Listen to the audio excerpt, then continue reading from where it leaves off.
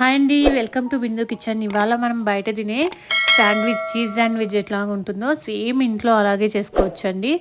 ముందుగా ఒక బౌల్లోకి carrot, cabbage, sweet corn, capsicum, onion, tomato, salt, తర్వాత tomato ketchup, chilli flakes, oregano, mayonnaise ఇవన్నీ వేసేసుకొని కొద్దిగా మోజరెల్లా చీజ్ యాడ్ చేసుకొని బాగా కలిపేసుకోవాలండి.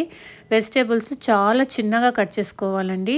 చూడండి, ఇలాగా మిక్స్ చేసుకున్న తర్వాత బ్రెడ్ పీసెస్ని తీసుకొని ఫస్ట్ వాటికి టమోటో కెచప్ వేసుకొని మనం స్టఫ్ చేసుకున్నాం కదండి, అది పెట్టేసి మోజరెల్లా చీజ్ యాడ్ చేసుకొని నెక్స్ట్ దానికి కొద్దిగా మైనీస్ యాడ్ చేసుకొని సేమ్ ప్రాసెస్ చేయాలండి. ఇలాగా 3 లేయర్స్కి వేసిన తర్వాత మనం ప్యాన్ మీద అయితే కొద్దిగా టైం పడుతుందండి. ఓవెన్లో అయితే 2.5 మినిట్స్ చాలు.